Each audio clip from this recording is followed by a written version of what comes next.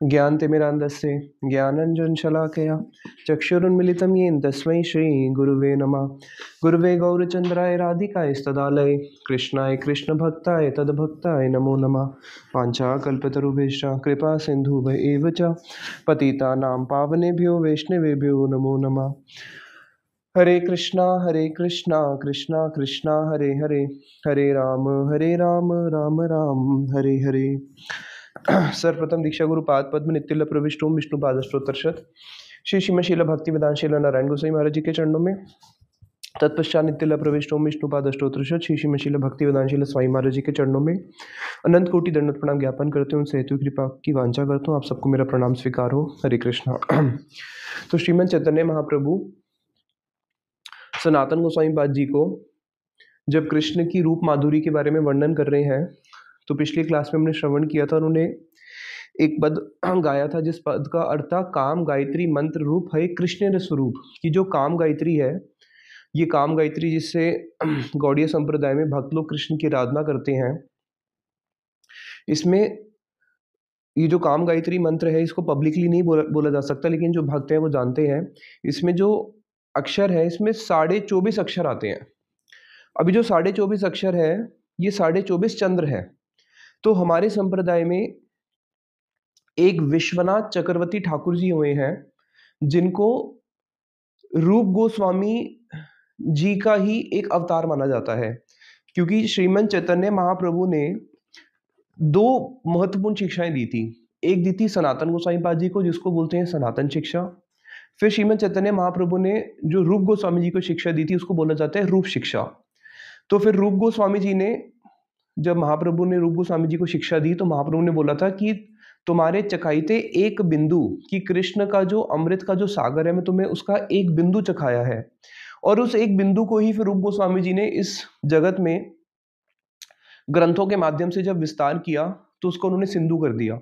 क्योंकि कृष्ण की माधुरी का जो एक बिंदु है, वो एक बिंदु में ही इतनी शक्ति है कि वो इस ब्रह्मांड नहीं, अनंत कोटि ब्रह्मांड को क्या कर सकता है, डुबो सकता है। वो एक बिंदु ही एक सागर है। तो रूप गोस्वामी जी ने फिर चैतन्य महाप्रभु के मनोभीष्ट को जान के इस जगत में ग्रंथों को विस्तार किया। कौन कौन से ग्रंथ? उज्ज्वल नीलमणि, भक्ति रसामृत सिंधु, भागवत अमृत कणा। रूप गोस्वामी जी के बहुत सारे ग्रंथ हैं, उनमें से ये 3 प्रमुख ग्रंथ माने जाते हैं। कौन कौन से 3 प्रमुख ग्रंथ माने जाते हैं? अगर कोई भक्ति करना चाहता है, सबसे पहले हो गया संबंध, अभिधेय, प्रयोजन। संबंध ज्ञान को पुष्ट करने के लिए उनका जो ग्रंथ है वो है भागवत अमृत, लघु भागवत अमृत। अभिधेय, प्रोसेस, अब हमें भक्ति करनी है, तो भक्ति करने का जो ग्रंथ है जिससे हम भक्ति के बारे में जान सकते हैं, वो उनका कौन सा ग्रंथ है? भक्ति रसामृत सिंधु। फिर हमारा प्रयोजन क्या है, उसको जानने के लिए क्या है? उज्ज्वल नीलमणि, जिसके अंदर उन्होंने, उज्ज्वल नीलमणि के अंदर तो उन्होंने कितनी प्रकार की नायिकाएं होती हैं, 360 प्रकार के जो गोपियों के भाव हैं, उसके बाद जो नायक के भाव हैं, वो अनेक अनेक प्रकार की जो उज्ज्वल नीलमणि जो ग्रंथ है, वो रूप गोस्वामी जी ने केवल उन उपासकों के लिए दिया जो राधा और कृष्ण की युगल उपासना करते हैं श्रृंगार रस से। 5 रस होते हैं, ये आप अच्छे से जानते ही हो। और जो भक्ति रसामृत सिंधु ग्रंथ है, वो 5 रसों के लिए दिया, जो शांत रस है, दास्य रस है, वात्सल्य रस है, सख्य रस है और श्रृंगार रस है। भक्ति रसामृत सिंधु जो ग्रंथ है, वो हर प्रकार के साधक के लिए है। इसलिए आज अन्य अन्य संप्रदाय के लोग भी भक्ति रसामृत सिंधु श्रील रूप गोस्वामी जी के श्लोकों को कोट करते हैं। और उज्ज्वल नीलमणि केवल जो विशेष रूप से श्रृंगार रस के उपासक हैं, उन्हीं के लिए दिया।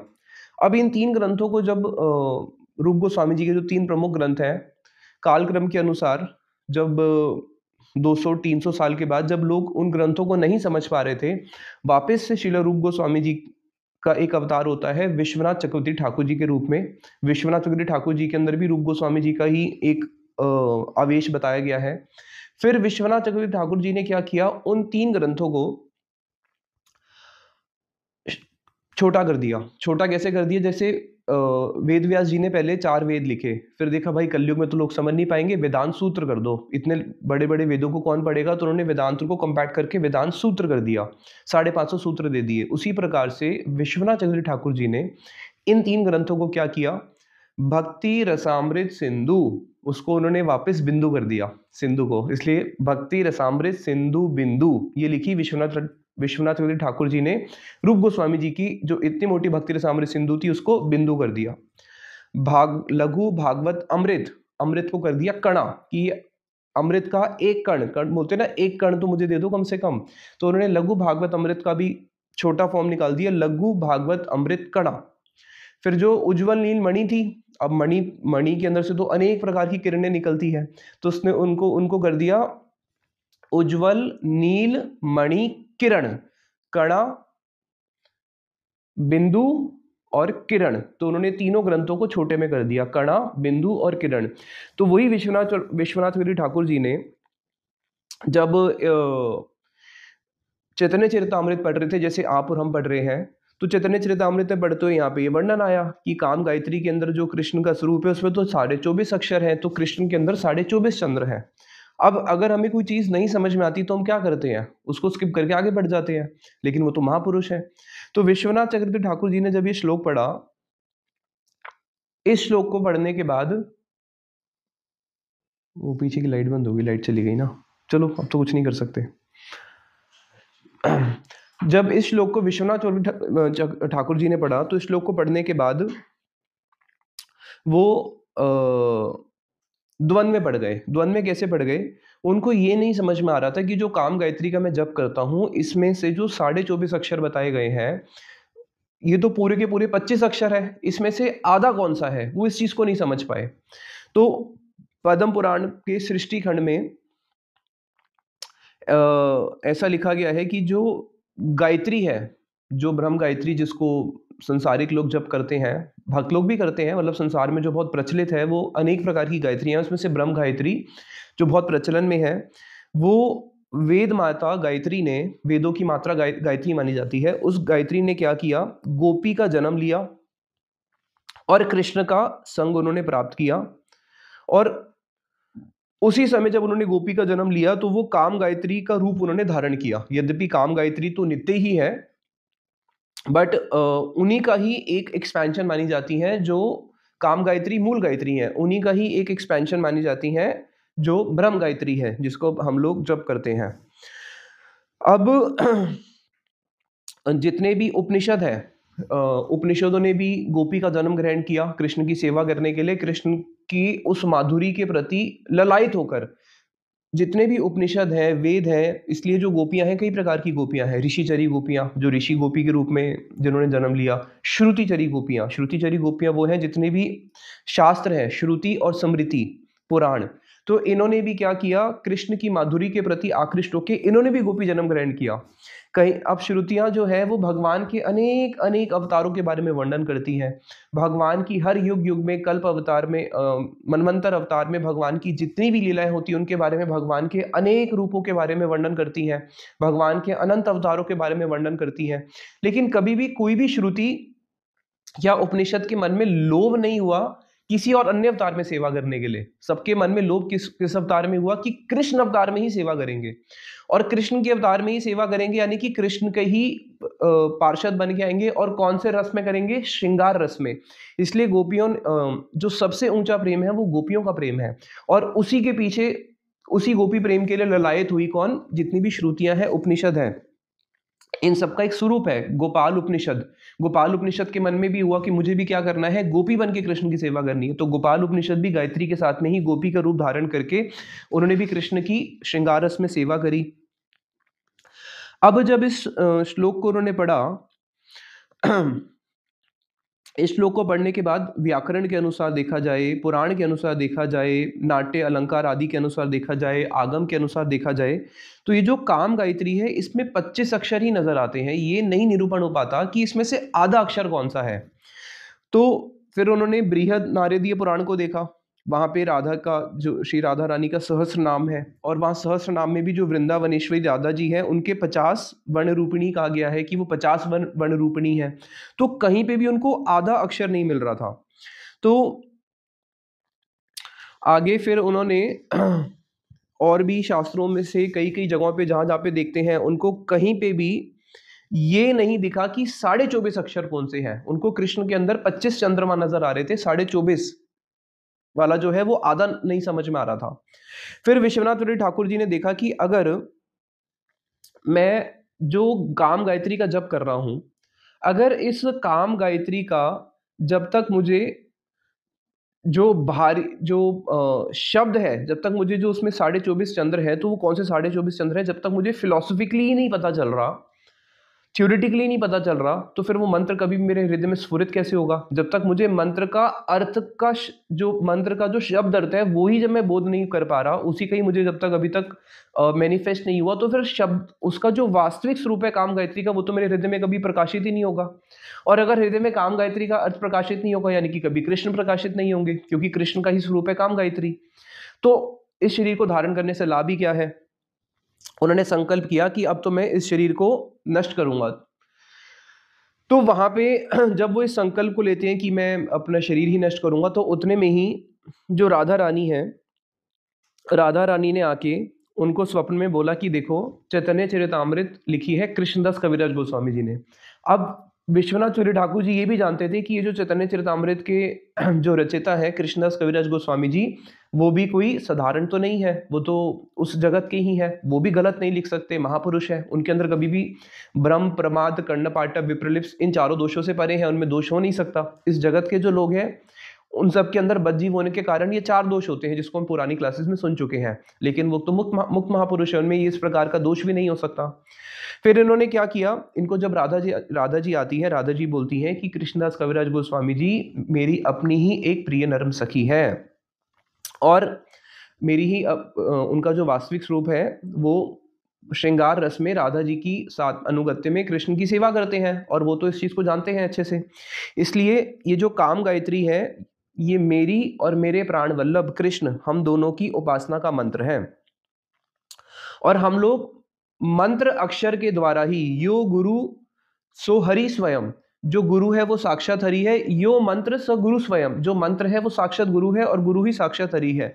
तो मंत्र के माध्यम से ही क्या होते हैं, गुरु और कृष्ण हमारे हृदय में प्रकाशित होते हैं।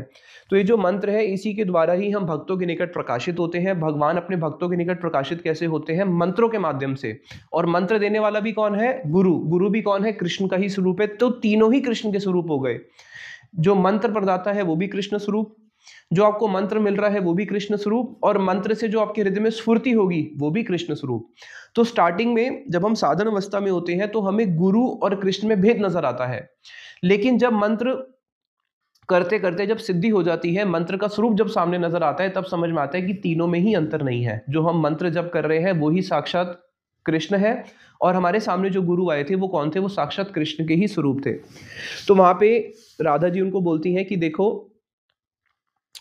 मेरे अनुग्रह के बिना कृष्ण को कोई नहीं जान सकता, इसलिए तुम एक काम करो। उनको एक शास्त्र बताया, एक ग्रंथ बताया, वर्ण आगम भास्वत, एक ये ग्रंथ है, तुम उस ग्रंथ को पढ़ो, और वहां पे जो अर्ध अक्षर है उसका निरूपण किया गया है कि उस काम गायत्री में अर्ध अक्षर कौन सा है। तो फिर वहां पे उन्होंने, विश्वनाथ चौधरी ठाकुर जी ने उस ग्रंथ के माध्यम से उनको समझ में आया कि कृष्ण के जो 24.5 चंद्र बोला गया है वो आधा चंद्र कौन सा है। उसी को ही महाप्रभु बाग एक्सप्लेन कर रहे हैं, उसको हम श्रवण करते हैं। सखी है कृष्ण मुख द्विज राज राज, कृष्ण वपु सिंहासने, बसी राज्य शासने, करे संगे चंद्रेर समाज। कि कृष्ण सखी है, कृष्ण मुख द्विज राज राज, कि कृष्ण का जो मुख चंद्र है, कृष्ण चंद्र, नख चंद्र, मुख चंद्र, तो ललाट चंद्र, तो कृष्ण का जो मुख चंद्र है वो कैसा है? द्विज राज राज। जैसे सारे राजाओं में एक चक्रवर्ती राजा होता है जिसके अनुगत्य में सारे राजा अपना राज्य करते हैं, तो कृष्ण का जो मुख है वो कैसा है? कृष्ण का मुख ही सारे राजाओं का भी राजा है, महाराज है।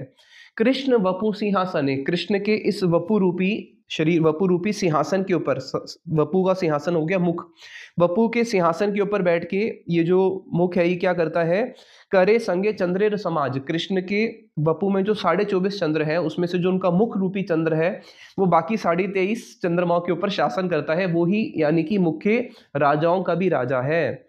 अब ये 24.5 चंद्र कौन से है? दुई गण सूची कण, जीनी मणि सुदर्पण, सेई दुई पूर्ण चंद्र जानी। कृष्ण के जो 24.5 चंद्र है, अब वो महाप्रभु सनातन गोसाई पाद जी को बता रहे हैं। पहले मैं आपको शॉर्ट में बता देता हूँ, फिर हम जो पद है पद में से समझेंगे। कृष्ण के जो चरण कमल है, कृष्ण के जो चरण कमल है, तो हमारे अगर हम अपने पैरों में देखें चरण, तो शब्द भगवान या महाजनों के लिए यूज होता है। तो उसमें जो नाखून होता है, वो जो नख है वो ही कृष्ण का एक एक नख एक एक पूर्ण चंद्र है। तो कृष्ण के चरणों में हो गए 10 चंद्रमा। फिर कृष्ण के जो हस्त कमल है, जो उनकी एक एक उंगली है, हर एक एक उंगली में जो नख होता है वो भी एक एक चंद्रमा है, तो उनके हाथ में हो गए 10 चंद्रमा।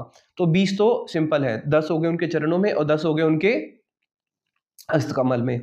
उसके बाद एक उनका मुख, कितने हो गए? 21। दो उनके ये गण 22 23। अब 24वां कौन सा है?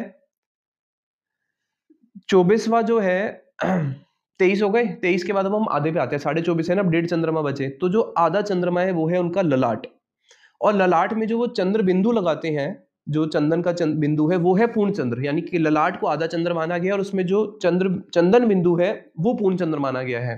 तो 1.5 मिला के हो गए 24.5 चंद्र। अब वही चिमन चैतन्य महाप्रभु बता रहे हैं, दुई गण सुचिकण, कि कृष्ण के जो दो उज्ज्वल कपोल है ये दोनों पूर्ण चंद्र है। और ये कैसे हैं? जीनी मणि सुदर्पण, से ही दुई पूर्ण चंद्र जानी। ये जो दो पूर्ण चंद्र है कैसे हैं कि जैसे मणियां होती हैं, मणियां चमकती है ना, और ये कृष्ण के जो दो कपोल है वो क्या करते हैं, जो चमकती हुई मणि है उसको भी अतिक्रम कर देते हैं, उसकी शोभा को भी परास्त कर देते हैं। तो ये दो उनके जो दुई गण सुचिकण, जो उनके चमकते हुए जो दो कपोल हैं, जो दो गाल है, वो उनके दो चंद्रमा है। ललाटे अष्टमी इंदु, ताहाते चंदन बिंदु, सेई एक पूर्ण चंद्रमानी। जो उनके ललाट में, ललाट को माना गया है अष्टमी का चंद्र। अगर आप अष्टमी का चंद्र देखोगे तो वो अर्ध चंद्र होता है। फिर उसके ठीक 7 दिन के बाद या 8वां दिन पूर्ण चंद्र माता है। तो कृष्ण का जो ललाट है वो अष्टमी का चंद्र माना गया है, अर्ध चंद्र, और उसमें जो चंदन बिंदु है वो एक पूर्ण चंद्र माना गया है। कर नख चांदेर ठाट, वंशी ऊपर करे नाट, तार गीत मुरलीर तान। और कृष्ण के जो 10 चंद्रमा है वो क्या करते हैं? मुरली के ऊपर नृत्य करते हैं, यानी कि उनके 10 जो हस्त में जो नख है वो नख चंद्रमा, तो वो क्या करते हैं? बंशी के ऊपर नृत्य करते हैं और मुरली की तान छोड़ के सब गोपियों के मन को आकर्षित करते हैं। पद नख चंद्र गण, तले करे नर तन, नुपुरेर ध्वनि जार गान। अब ये 10 चंद्रमा तो नृत्य करते हैं, कैसे करते हैं? मुरली के ऊपर, और साथ में वाद्य कौन सा है? नृत्य बिना गान के तो नृत्य होता नहीं है, गान के अनुरूप ही नृत्य होता है। तो ये नृत्य करते हैं और गान होता है मुरली की ध्वनि। और जो कृष्ण के 10 चंद्र जो उनके चरणों में है, पद नख चंद्र गण, जो उनके पद नख के जो चंद्र गण है वो 10 चंद्रमा कैसे नृत्य करते हैं? वो जब नृत्य करते हैं तो नुपुरेर ध्वनि जार गान, जब वो नृत्य करते हैं तो फिर कौन सी ध्वनि निकलती है? नुपुर की ध्वनि निकलती है। और वो नुपुर की ध्वनि कैसी है? कृष्ण के चरणों की नुपुर की ध्वनि कैसी है वर्सेस राधा जी के चरणों की नुपुर की ध्वनि कैसी है? कृष्ण के 10 चंद्रमा नृत्य कर रहे हैं और बड़ी ही सुंदर मुरली की तान छोड़ रहे हैं। अब उसके अंदर जब कृष्ण नृत्य करते करते उनके जो चरणों का जो नुपुर है उसकी भी जब ध्वनि मिल जाती है, तो जो मुरली की तान है वो और सुमधुर हो जाती है। अब उतने में ही जब ये ध्वनि राधा जी के कर्णकुहर में प्रवेश करती है और राधा जी जब नृत्य करना शुरू करती है, तो राधा जी के चरणों की जो नुपुर की ध्वनि है उसमें और मिश्रित हो जाती है, तो उससे जो कृष्ण की मुरली ध्वनि है वो और ज्यादा सुमधुर हो जाती है। अब राधा जी भी नृत्य कर रही है, बड़ा सुंदर रास हो रहा है, उतने में ही राधा जी के नुपुर गिर गए। जब राधा जी के नुपुर गिर गए तो नुपुर की ध्वनि हो गई बंद। अब कृष्ण सोचने पड़ जाते हैं कि अरे, अभी एक क्षण पहले तो मेरी मुरली की ध्वनि बड़ी मधुर थी, अब एकदम से ये इसकी मधुरता कहाँ चली गई? क्यों? क्योंकि अब राधा जी की नुपुरों की ध्वनि उसमें मिश्रित नहीं हो रही है, तो वो समझ जाते हैं। और इशारे ही इशारे में राधा जी की एक सखी रूप मंजरी जो उनकी दासी है वो भी समझ जाती है, और किसी को पता ना चले वो नृत्य करते करते ही क्या करती हैं, उनके चरणों में उस नुपुर को वापस बना देती है। या कई बार कृष्ण ही क्या करते हैं कि किसी को ना पता चले तो कृष्ण ही नृत्य करते करते, वो नटवर है, किसी को पता नहीं चलने देते और राधा जी के चरणों में वापस नुपुर बना पहना देते हैं, और फिर वापस से वो अपनी जो ध्वनि है और मधुर हो जाती है।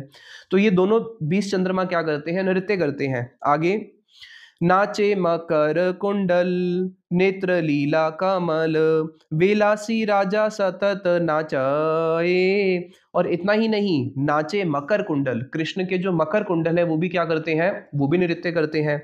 नेत्र लीला कमल, अब कोई अगर नृत्य करने वाला व्यक्ति हो, कभी देखना वो नृत्य करते करते उसके जो फेस के एक्सप्रेशंस आते हैं, फेस के एक्सप्रेशंस में सबसे ज्यादा क्या बोलती हैं, फेस के एक्सप्रेशन में जो सबसे ज्यादा इंटरेक्टिव होते हैं वो होते हैं उनके नेत्रों के एक्सप्रेशंस। तो नृत्य करते करते इतना ही नहीं, कृष्ण के जो नेत्र हैं वो भी क्या करते हैं, वो भी नृत्य करते हैं। विलासी राजा सतत नाचाए। और आगे, भ्रुधनु नेत्र बाण धनुर्गण दुही काण नारी मन लक्ष्य बिंदेताए।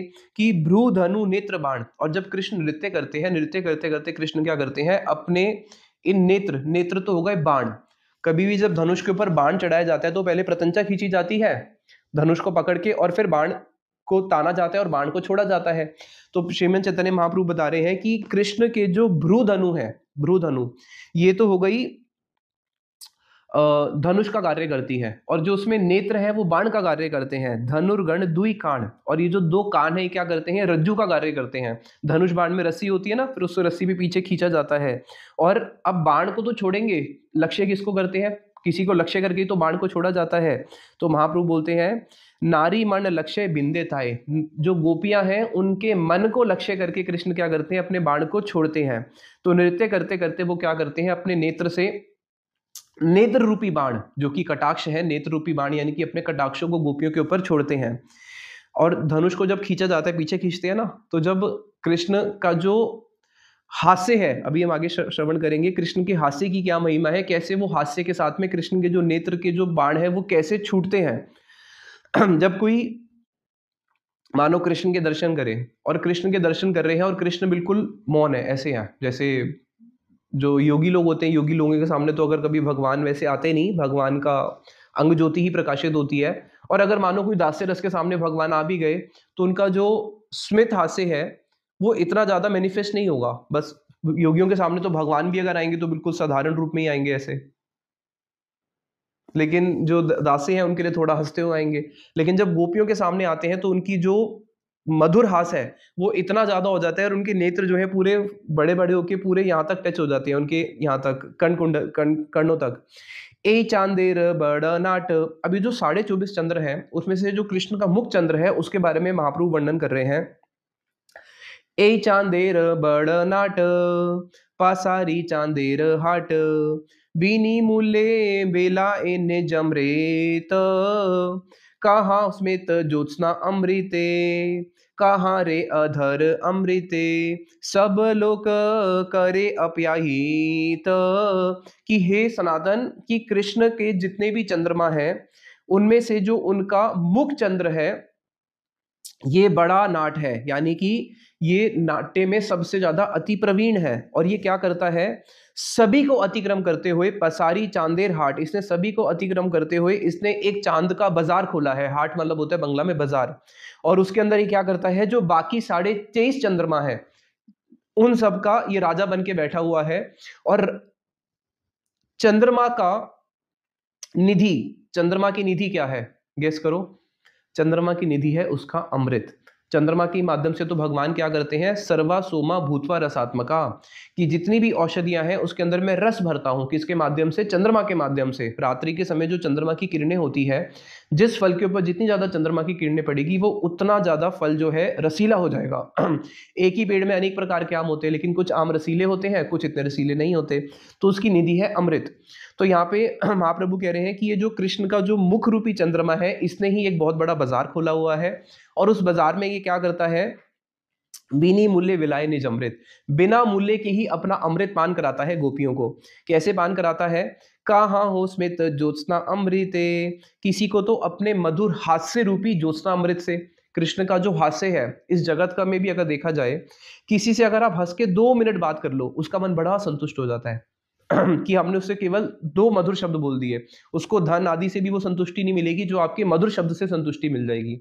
और अनेक धन कमाने के बाद भी कोई किसी के साथ थोड़ा रुष्ट होकर बात कर दे, उसका जो हृदय है उसी समय टूट जाता है, वो रुष्ट हो जाता है। तो कृष्ण का हास्य कैसा होगा सोचो ना। कह रहे हैं कि कृष्ण अपने केवल स्मित ज्योत्सना अमृत है, कृष्ण जब केवल किसी के प्रति हंसते हुए अपना जो उनकी ज्योत्सना निकलती है, हंसते हुए जो उनकी ज्योत्सना प्रकाशित होती है, उस अमृत से ही क्या करते हैं, किसी गोपी को खरीद लेते हैं। गोपी गीत में गोपियां बोलती हैं कि हम आपकी कैसी है, निशुल्क दासिका, कि हम कृष्ण आपकी निशुल्क दासिका हैं। तो कृष्ण बोलते हैं कि तुम मेरी निशुल्क दासिका कैसे हो गई, इस जगत में क्या कोई किसी का दास बनता है बिना शुल्क के? तो गोपियां कहती है नहीं, हम आपकी निशुल्क दासिका नहीं है, हम आपकी दासी हैं और आपने हमें खरीद लिया है। कृष्ण बोलते हैं मैंने मूल्य कब दिया? तो गोपियां कहती है आपने एक मूल्य नहीं, आपने तो हमें अनेक अनेक मूल्य प्रदान करे हैं। कौन कौन से मूल्य प्रदान करे हैं? स्मित ज्योत्सना अमृत, कि आपने जो अपने हास के हमें एक बारी देखा, उसी से ही हमने अपना सर्वस्व आपको लुटा दिया। फिर आगे कहाँ रो अधर अमृते, और जो बहुत और कृष्ण की कॉन्फिडेंशियल गोपियां हैं, कृष्ण उनको अमृत कैसे पान कराते हैं? चंद्रमा का अमृत, अधर अमृत, यानी कि अपने अधर अमृत से, श्रृंगार रस में अपने अधर अमृत से। सब लोक करे अप्यायित, इसी प्रकार से वो सारी गोपियों को क्या करते हैं? प्रसन्न करते हैं, उनके मनोभिष्ट को पूर्ण करते हैं अपने अमृत को पान करा के, जो उनके 24.5 चंद्रमा में सबका अमृत है।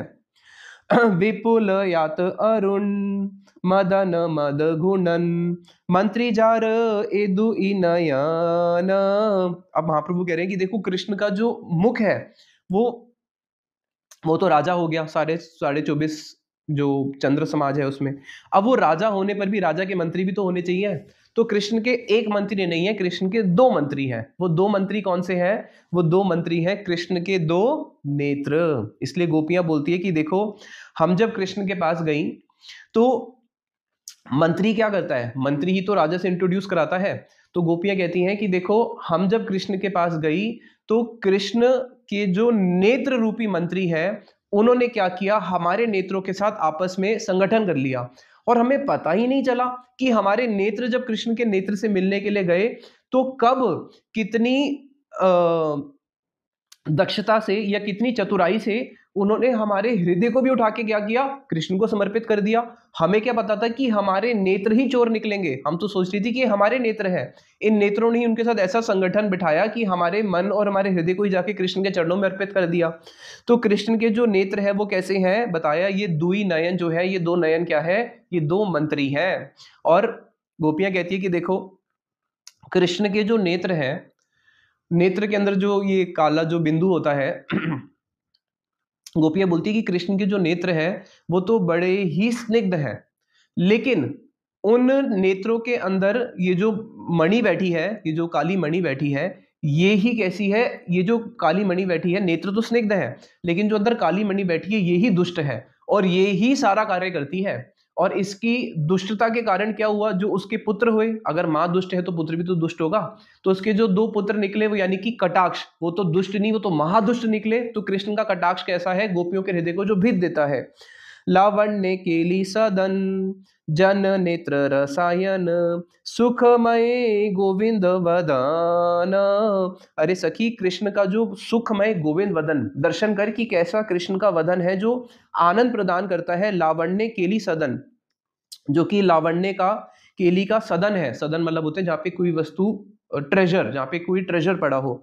तो कृष्ण का मुख कैसा है, लावण्य और केली का सदन है। जन नेत्र रसायन, कृष्ण के केवल दृष्टि पड़ने से ही क्या होता है, जन नेत्र रसायन, जो नेत्र है वो क्या करते हैं, रस प्रदान करते हैं और सारे जगत को अमृत प्रदान करते हैं। इसलिए हम क्या प्रार्थना करते हैं, शुभ दृष्टि कर प्रभु जगतेर प्रति, कि प्रभु हमारे प्रति शुभ दृष्टिपात करो। ये तो सब भक्त लोग भगवान से प्रार्थना करते हैं। आगे जार पुण्य पुंज फले से मुख दर्शन मेले दुई आँखी की करीबे पान।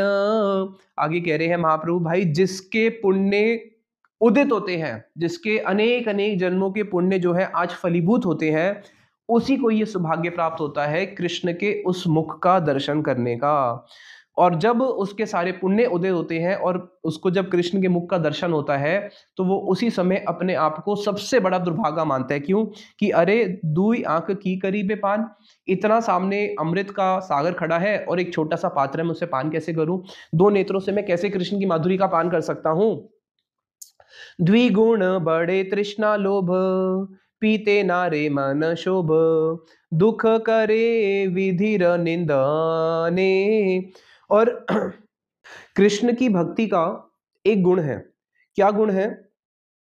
कि जो भी कृष्ण भक्ति करेगा, कृष्ण भक्ति के अंदर हमेशा अतृप्ति बनी रहेगी और अतृप्ति के कारण जो तृष्णा है वो बढ़ती रहेगी। अगर कोई बोले कि मैंने भक्ति करी और मैं तृप्त हो गया कृष्ण की भक्ति करके, या आज तो मैं तृप्त हो गया कृष्ण के दर्शन करके, यानी कि उसने भक्ति करी ही नहीं, उसने दर्शन करे ही नहीं। ये भक्ति का एक गुण है और वही कृष्ण के माधुर्य का गुण है कि द्विगुण बड़े तृष्णा लोभ। कि जब एक व्यक्ति कृष्ण के दर्शन करता है, कृष्ण के दर्शन जो है कभी बिना लोभ के तो होते नहीं है। अगर लोभ हुआ है तभी जाके साधना करी है और साधना करके फिर उसको कृष्ण के दर्शन प्राप्त हुए हैं कृष्ण के अनुग्रह से। अब जितनी ज्यादा लोभ होगा उतनी ही ज्यादा साधना में उत्कंठा होगी। अब जब किसी को कृष्ण का दर्शन हुआ तो दर्शन करने के बाद क्या होगा? जो तृष्णा थी, जो कृष्ण दर्शन की तृष्णा थी, वो कृष्ण दर्शन करते ही वो तृष्णा जो है द्विगुना, दो गुना और बढ़ जाती है और बढ़ते बढ़ते और वर्धित ही होती रहती है और जो लोभ था वो और वर्धित होता रहता है। पीते नारे मन शुभ, और उसको पूर्ण नहीं पान करने के कारण मन जो है शुभित हो जाता है। जब नारद जी ने भजन करना शुरू किया, भजन करते करते एक ऐसी अवस्था आई जिसमें उनको एक त्रुटि मात्र के लिए अपने हृदय में भगवान नारायण के दर्शन हुए। और जब भगवान नारायण के एक त्रुटि मात्र के लिए दर्शन हुए, उस दर्शन ने उनको इतना मतवाला कर दिया कि उनका जो तृष्णा लोभ इतना बढ़ गया, इतना बढ़ गया कि अब उनको लगा कि मैं अपने प्राण भी धारण कैसे करूं, उसके बिना वो जीवित ही नहीं रह पा रहे हैं। तो फिर आकाशवाणी हुई कि मैंने तुम्हारे भजन के उत्कंठा को बढ़ाने के लिए तुम्हें ये एक त्रुटि मात्र का दर्शन दिया था, अब तुम्हें और मेरे दर्शन इस जन्म में नहीं होंगे। जब तुम्हारी सिद्धि हो जाएगी तभी तुम्हें तुम्हें मेरे दर्शन होंगे। तो इसको ये समझना पड़ेगा कि कभी भी साधक को इस देह से भगवान के दर्शन नहीं हो सकते हैं। केवल जब एक साधक साधन भक्ति के बाद जब भाव भक्ति पे पहुंचता है, जो कि इस शरीर की अंतिम एक गति है भाव भक्ति, उस भाव भक्ति पे भगवान उसको केवल एक त्रुटि मात्र के दर्शन देते हैं। किस लिए? ताकि उस भाव भक्ति से उसको प्रेम भक्ति में लेके आ सके। और जब प्रेम भक्ति प्राप्त होती है तब ये देह जो है नष्ट हो जाता है। ये देह प्रेम भक्ति को धारण नहीं कर सकता। प्रेम के अंदर, कृष्ण प्रेम के अंदर इतने विकार होते हैं, इतने विकार होते हैं शरीर में कि ये शरीर उसको धारण ही नहीं कर सकता। जैसे हमारे गुरुदेव उदाहरण देते थे, एक व्यक्ति की 5 करोड़ या 10 करोड़ की लॉटरी लगी, गरीब व्यक्ति, उसको सुन के ही इतना उसको उमंग हुआ, इतना हर्षित हुआ कि उसको हार्ट अटैक आ गया। तो कृष्ण के दर्शन से जो एक सुख होगा, उस सुख को ये शरीर ही नहीं धारण कर सकता। इसलिए ये शरीर जो है, जड़ शरीर जो है, वो यहाँ पे नष्ट हो जाता है भाव भक्ति के बाद। और जैसे ही एक साधक को प्रेम भक्ति की प्राप्ति होती है तो उसको सच्चिदानंद देह प्राप्त होता है भगवान के धाम में, जहाँ पे फिर उसको भगवान के दर्शन होते हैं। तो ये देह तो भगवान के दर्शन कर ही नहीं सकता। कोई बोले कि मुझे भगवान के दर्शन हुए हैं, वो झूठ बोल रहा है। जिस प्रकार से नारद जी को भगवान की एक त्रुटि मात्र के लिए अपने हृदय के अंतकरण में दर्शन हुए थे, बस उतना ही भाव की स्थिति तक हो सकते हैं। तो फिर आगे कि दर्शन कैसे हैं? दुखे करे विधि रे निंदन। तो दुख के कारण कृष्ण के जब दर्शन होते हैं तो सुख के साथ में महा दुख उपस्थित हो जाता है और हृदय में शोभ उपस्थित होता है कि, और विधि का निंदन करता है कि हाय, मैं तो कृष्ण के दर्शन कर ही नहीं पा रहा। आगे यही प्रार्थना उस समय उठती है क्या? कि मोर यदि बोल धरे कोटि आंख तार करे तबे जानी योग्य सृष्टि तार। कि हे विधाता, मैं तो मानूंगा तेरे को सृष्टि तभी ही करनी आती है कि अगर तू 2 नेत्र के जगह करोड़ों करोड़ों नेत्र दे दे, तू ऐसा शरीर बनाए जिसके अंदर करोड़ों नेत्र हो, तभी मैं मानूंगा विधाता तेरे को सृष्टि करनी आती है, नहीं तो विधाता तूने सृष्टि करनी सीखी ही नहीं है। आगे अब महाप्रभु कृष्ण अंग माधुर्य सिंधु सुमधुर मुख इंदु अति मधु स्मित सुकिरण, कि कृष्ण का जो अंग है वो माधुर्य का सिंधु है, माधुर्य का सागर है। और उस माधुर्य के सागर के अंदर ही मधुर के भी अंदर सुमधुर है कृष्ण का मुख इंदु, और कृष्ण के मुख इंदु जो मधुर के भी अंदर मधुर है, और उससे भी ज्यादा अति मधुर है कृष्ण का स्मित सुकिरण, यानी कि उनका स्मित हास्य। ए तीन लागीला मन लोभे करे आस्वादन, श्लोक पढ़े स्वहस्त चालन। और महाप्रभु बोलते हैं कि इन तीनों ने क्या किया है, मेरे मन को जो है, इन तीनों ने मेरे मन को यानी कि ग्रस्त कर लिया है। और उसके बाद अपने हाथों को हिलाते हुए श्रीमन चैतन्य महाप्रभु की इन तीन चीजों ने जो मेरे मन को ग्रस्त कर लिया है, फिर महाप्रभु एक श्लोक का उच्चारण करते हैं जो कि कृष्ण कर्णा अमृत का श्लोक है, जिसको बिल्वा मंगल दास ठाकुर जी ने जो उसके रचयिता है, जब श्रीमन चैतन्य महाप्रभु दक्षिण भारत गए थे तो महाप्रभु दक्षिण भारत यात्रा से दो ग्रंथों को उन्होंने इस गौड़ीय भक्त समाज में प्रकाशित किया था। एक है ब्रह्म संहिता जो कि ब्रह्मा जी के द्वारा वर्णित है, जिसका पहला श्लोक है ईश्वर परम कृष्णा सच्चिदानंद विग्रह अनादिर आदिर गोविंद सर्व कारण कारणम, और दूसरा बिल्व मंगल दास ठाकुर जी द्वारा रचित कर्ण कृष्ण कर्णा अमृत, कृष्ण कर्ण अमृत, यानी कि उसमें उन्होंने जो भी वर्णन किया है वो क्या है, कृष्ण कर्ण अमृत, कृष्ण के कानों को भी अमृत प्रदान करने वाला जो ग्रंथ है, जो अमृत सागर है उसको भी अमृत प्रदान करने वाला जो ग्रंथ है वो क्या है, कृष्ण कर्णा अमृत। तो कृष्ण कर्णा अमृत का एक श्लोक महाप्रभु वहां पे उच्चारित करते हैं क्या, मधुरम मधुरम वपुरस्य विभोर मधुरम मधुरम वदनम मधुरम मधुगंधी मृदु स्मितत एतद अहो मधुरम मधुरम मधुरम मधुरम, कि अहो कृष्ण का जो वपु है, कृष्ण का जो वपु है वो कितना मधुर है, मधुरम मधुरम, वो तो मधुर भी मधुर है। अब इस श्लोक के जो अर्थ है, कृष्ण कर्णामृत के श्लोक के जितने भी अर्थ हैं, उस हर श्लोक के अनेक भाव होने पर भी तीन मुख्य भाव हैं। इस श्लोक को जब बिल्वा मंगलदास ठाकुर जी बोल रहे हैं तो उनके हृदय का जो भाव है वो अलग होगा। इसी श्लोक को जो राधा जी बोल रही है तो राधा जी का जो भाव है वो दूसरा भाव होगा, और इसी श्लोक को जो मंजरियां बोलती हैं तो मंजरी जी का भाव जो है वो तृतीय भाव होगा। तो अब इस श्लोक को श्रीमन चैतन्य महाप्रभु उच्चारित कर रहे हैं, तो महाप्रभु तो सबसे साक्षात राधा कृष्ण ही है, तो वो इस श्लोक को किस भाव से देख रहे हैं सनातन गोसाई बात जी के सामने, उसको हम श्रवण करेंगे कि मधुरम मधुरम वपुरस्य, कि कृष्ण का जो वपु है वो तो मधुर ही मधुर है, ओह लेकिन उस कृष्ण के वपु सिंहासन के ऊपर जो उनका मुख रूपी चंद्र है वो तो मधुरम मधुरम वदनम मधुरम, वो तो मधुर से भी अति मधुर है। और उसके बाद मधु गंधी मृतत मृदु स्मितत एतत अहो, ओ कृष्ण के मुख में जो उनका स्मित हास्य है उसके बारे में तो कहना ही क्या, मधुरम मधुरम मधुरम मधुरम मधुरम मधुरम मधुरम मधुरम, वो शब्द ही नहीं खत्म होता, बस मधुर मधुर मधुर और मधुर यही शब्द निकलता रहता है। तो कृष्ण की जो वदन है उससे भी ज्यादा मधुर हुआ उनका मुख कमल, और उनके मुख में भी जो सबसे ज्यादा मधुर हुआ वो क्या हुआ, वो हुआ उनका स्मित हास्य। और कृष्ण जब हंसते हैं तो उन्होंने तांबूल पान किया हुआ है, और वो तांबूल कौन सा है, मानो वो राधा जी का ही उचित तांबूल पान किया हुआ है।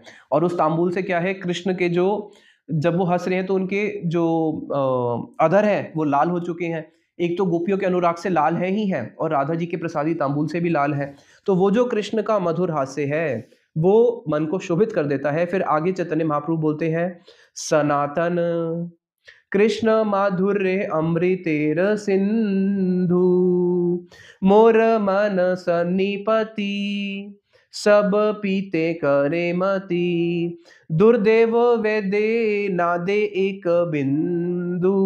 सबसे मुख्य श्लोक, सनातन कृष्ण माधुर्य अमृतेर सिंधु, कि कृष्ण का जो माधुर्य है वो अमृत का सिंधु है। मोर मन सन्निपति सब पीते करी मति, और मैं उस समय सन्निपति का रोगी हूं, मेरा मन करता है कि मैं सारा ही पान कर जाऊं। सन्निपति क्या होता है, जब किसी को ज्वर होता है तो ज्वर में एक अंतिम दशा आती है जिसको बोलते हैं सन्निपति। सन्निपति में क्या होता है, जब किसी को बुखार होता है हम देखते हैं ना, अरे इसका माथा गर्म है, इसका हाथ गर्म है, इसका पेट गर्म है, कई बार ये होता है माथा गर्म है लेकिन हाथ ठंडा है। तो सन्निपति ज्वर का एक ऐसी दशा आती है जिसके अंदर शरीर का हर अंग जो है वो तप रहा होता है, और भारी रूप से नहीं आंतरिक रूप से भी, शरीर के अंदर की जो जितने भी अंदर हमारे जो इंटेस्टाइन और जितनी भी वस्तु है, सारा का सारा शरीर पूरा तप रहा होता है अंदर से, और वो रोग की अंतिम दशा आ चुकी होती है कि अब इसका बचना बहुत मुश्किल है। जब किसी को गर्म बुखार होता है तो हम पानी वानी लगाते हैं, वो सब करते हैं। अब सन्निपति में क्या होता है कि शरीर अंदर से पूरा सूख चुका होता है, और उसके सामने जो सन्निपति का जिसको रोग होता है, उस रोगी के सामने दो विकल्प होता है। क्या? या तो मैं ठीक हो जाऊं, ठीक होने के लिए मुझे पानी नहीं पीना, और अंदर से शरीर क्या है, पूरा तप चुका है, और या मुझे कोई पानी दे दे और पानी दे के मैं मर जाऊं। तो उस समय जो रोगी है वो कहता है नहीं, मुझे नहीं जीना, मुझे तो पानी दे दो और मुझे मरने दो, मुझे पानी पीना है। लेकिन डॉक्टर उस समय पानी नहीं देता, क्यों? उस समय अगर उसको पानी दिया तो जो उसके बचने का थोड़ा बहुत चांस है वो भी खत्म हो जाएगा, इसलिए डॉक्टर उसको पानी नहीं पीने देता। और उस समय जो रोगी है वो बस एक ही प्रार्थना करता है, भगवान भी सामने आ जाए तो वो एक ही वस्तु मांगेगा, प्रभु मुझे तो पानी दे दो। अब उस समय भी डॉक्टर दुर्देव वैद्य ना दे एक बिंदु, कि दुर्देव, मेरा कैसा दुर्देव है कि ये वैद्य जो है, विधाता रूपी वैद्य, ये मुझे क्या कर रहा है, एक बिंदु तक पान नहीं करने दे रहा। मेरे सामने कृष्ण कैसे है, कृष्ण का मधुर अमृत खड़ा है, और मधुर अमृत कृष्ण का सामने खड़ा है, और मेरा मन जो है वो सन्निपति रोग से ग्रस्त हो चुका है, और मैं कृष्ण का एक बूंद भी पान नहीं कर पा रहा। तो ऐसी भक्त की दशा होती है। इसलिए कृष्ण का भक्ति आसान नहीं है, कृष्ण का प्रेम आसान नहीं है। कृष्ण का प्रेम एक ऐसा प्रेम है जहाँ पे शिला नरोत्तम दास ठाकुर जी अपने कीर्तन में बताते हैं, विष अमृत एकत्र मिलन, जहाँ पे विष और अमृत का एकत्र मिलन होता है। तो वहां पे श्रीमन चैतन्य महाप्रभु कह रहे हैं कि कृष्ण का सामने अमृत सिंधु खड़ा है, इतना बड़ा अमृत का सागर, और मन करता है कि पूरे सागर को पान कर जाऊं। उस समय जो सन्निपति का रोगी होता है उसका मन करता है कि पानी का पूरा मेरे को अगर नदी मिले तो नदी ही पान कर जाऊं, लेकिन वो एक बूंद भी नहीं कर पाता। तो उस समय डॉक्टर क्या करता है, जो नॉस्ट्रिल्स होती है जिससे नाक में हम वो दवाई डालते हैं, उसको खोल के उसका जीभ में एक बूंद पानी डालता है, केवल एक बूंद, केवल एक बूंद। कहाँ, उसको पूरा शरीर के अंदर पानी ही पानी चाहिए, और केवल उसकी जीभ पे एक बूंद डाला जाता है उसको संतुष्ट करने के लिए। तो उसी प्रकार से महाप्रभु कह रहे हैं वैसी मेरी स्थिति हो चुकी है। कृष्ण अंग लावण्यपुर, मधुर हैते सुमधुर, ताते से ही मुख सुधाकार। कि कृष्ण अंग लावण्यपुर, कृष्ण का जो अंग है वो लावण्य से परिपूर्ण है, और उसमें मधुर हैते सुमधुर, और उसमें मधुर से भी अधुर अति मधुर क्या है, जो उनका मुख रूपी सुधाकार है, जो मुख रूपी अमृत का सागर है। मधुर हैते सुमधुर, ताहा हैते सुमधुर, और मधुर से भी सुमधुर, और उस सुमधुर किसके मधुर से भी सुमधुर, और उसके भी मधुर से भी अति सुमधुर क्या है, तार जेहि स्मित ज्योत्स्ना भार। कृष्ण का स्मित हास्य, कृष्ण का मुख हास्य। तो इसलिए ये जो कृष्ण के तीन ट्रैप्स हैं, सबसे पहले कृष्ण का वपु रूपी जाल, उसके बाद कोई कृष्ण के मुख रूपी शोभा को देख के परास्त हो जाता है, और फिर कृष्ण के हास्य को देख के तो फिर कहना ही क्या, जो मधुर से भी सुमधुर है। अब ये कैसे जीवों को अपनी ओर आकृष्ट करती है, इसको श्रीमन चैतन्य महाप्रभु बताते हैं। स्मित किरण सुकपुरे, पैशे अधर मधुरे, से मधुमता ए त्रिभुवने। कि कृष्ण का जो स्मित किरण है, जो उनका स्मित मधुर अमृत है, वो क्या करता है, जो कृष्ण का जो स्मित किरण है, जो उनका सारा मधुर है, वो उनके अधरों पे बैठ जाता है, और अधर पे बैठने के बाद क्या करता है, वो अधर जो है वंचे छिद्र आकाश ए, तार गुण शब्द पैशे, ध्वनि रूपे पाया परिणामे। वो वंशी गीत के अंदर घुस जाता है। कृष्ण का जो अधर अमृत है, स्मित, कृष्ण का स्मित अमृत और अधर अमृत दोनों मिलके क्या करते हैं, वंशी के छिद्रों में घुस जाते हैं, और वंशी के छिद्र में घुस के क्या करते हैं, तार गुण शब्द पैशे, वंशी का जो ध्वनि है उसका गुण है शब्द, और फिर ये अमृत शब्द में कन्वर्ट हो जाता है, और शब्द में कन्वर्ट होने के बाद क्या होता है, ध्वनि के रूप में बदल जाता है। ध्वनि रूपे पाइया परिणामे, और ध्वनि के रूप में फिर ये पूरे जगत को मताए करता है, पागल करता है। इसलिए हरे कृष्णा कृष्णा कृष्णा हरे हरे, हरे राम राम राम हरे हरे। ये महामंत्र क्या है, ये महामंत्र ही कृष्ण का अधर अमृत है।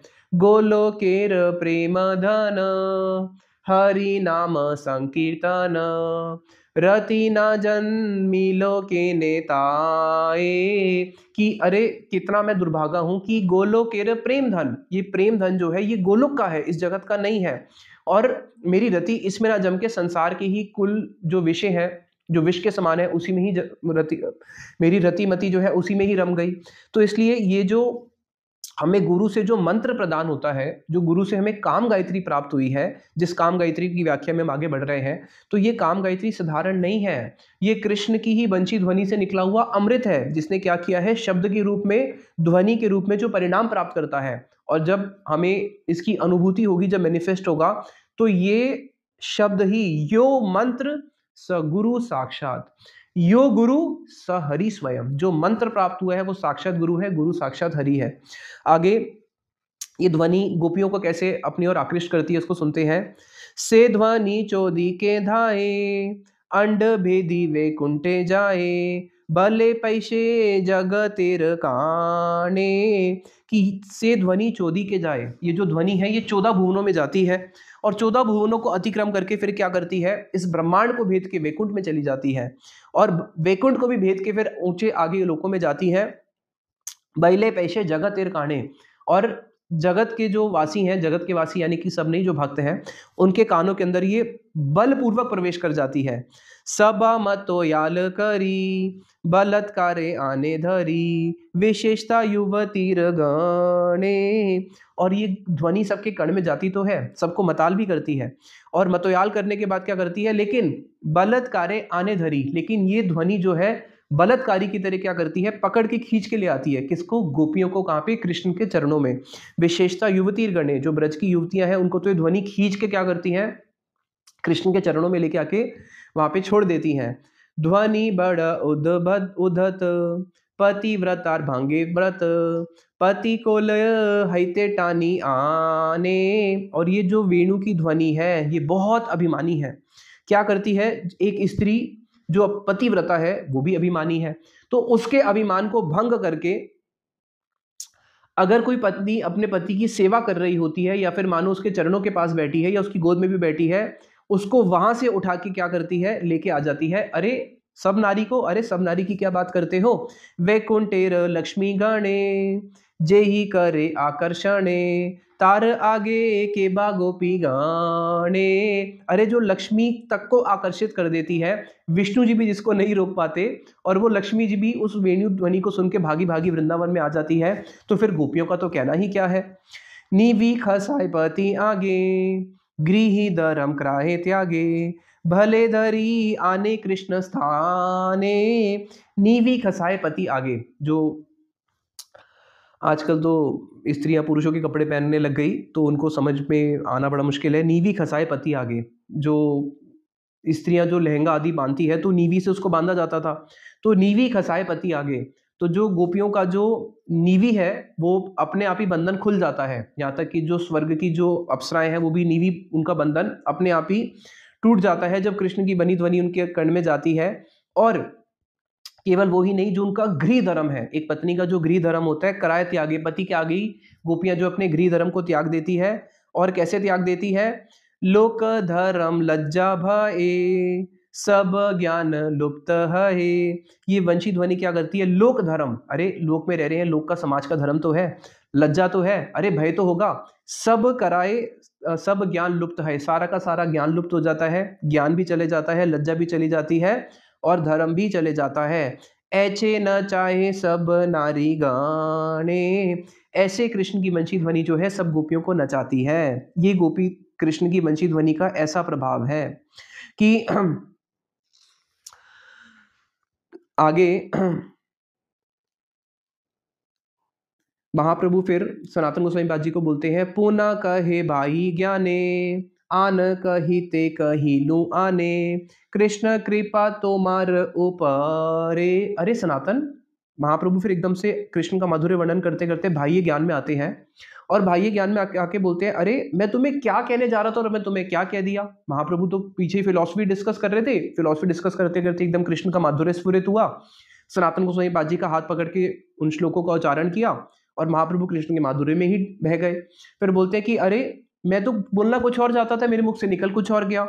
इसका मतलब कि कृष्ण की पूर्ण कृपा है तुम्हारे ऊपर, तभी तो तुमने मेरे मुख से, कृष्ण ने क्या किया, अपने उस जो सबसे मधुर वस्तु है कृष्ण का स्मित हास्य, उसके बारे में मेरे मुख से वर्णन कराया।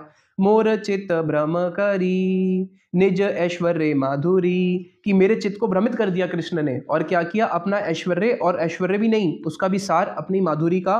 मोर मुखे शोना ए तुम्हारे, मेरे मुख से तुम्हें उसका पान कराया।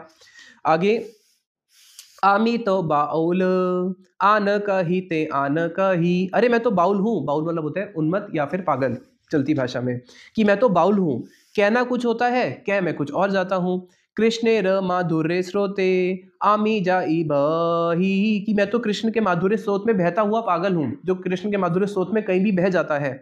तबे महाप्रभु क्षणिक मौन करी, फिर एक क्षण के लिए महाप्रभु मौन धारण करते हैं,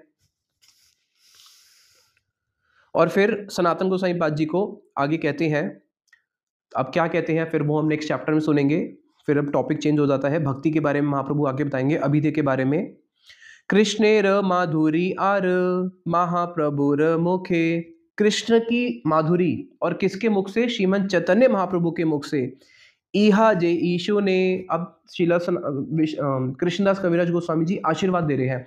कृष्णदास कविराज गोस्वामी जी ने चैतन्य चरितमृत के हर एक एक अध्याय में भर भर के आशीर्वाद दिया है। अब यहाँ पे क्या आशीर्वाद दे रहे हैं कि कृष्ण की माधुरी महाप्रभु के मुख से, इहा जई सुने, जो उसको सुनता है, से भासे प्रेम सुखे, वो कृष्ण के प्रेम सुख के अंदर भासे, यानी कि उसके अंदर निमज्जित हो जाता है। श्री रूप रघुनाथ पदे जार आश, चैतन्य चरिता अमृत कहे कृष्णदास। हर पद में कृष्णदास कविराज गोस्वामी जी अपने जब अध्याय को अंत करते हैं तो वो ऐसे ही करते हैं, रूप रघुनाथ पदे जार आश, कि मेरी आशा यही है कि मैं रूप और रघुनाथ के चरणों को प्राप्त करूं, चैतन्य चरितामृत कहे कृष्णदास। इसी आशा से वो इस ग्रंथ को लिख रहे हैं। उन्होंने ये नहीं बोला कि मुझे राधा कृष्ण के चरणों में वास चाहिए, उन्होंने कहाँ पे प्रार्थना करी है, रूप रघुनाथ पदे जार आश, उनकी आशा है रूप रघुनाथ के पद में। और इसलिए हम लोग भी बहुत गर्वान्वित फील होते हैं, गर्व से बोलते हैं कि हम लोग रूपानुग हैं, कि हम लोगों के जो सारे आचार्य जितने भी गुरुवर हुए हैं वो सब रूपानुग हुए हैं। श्रील स्वामी महाराज जी अपने ग्रंथों में जगह जगह पे लिखते हैं कि वी आर रूपानुग, और इस बात को बोल के बहुत गर्व होता है कि हम लोग रूपानुग हैं। तो रूप गोस्वामी जी के अनुगत्य में ही भजन करना ही हमारा गौड़ीय वैष्णवों का एकमात्र प्रयोजन है। रूप रघुनाथ पदे जार आश। निताई गौर प्रेमानंदे, हरि हरि बोल।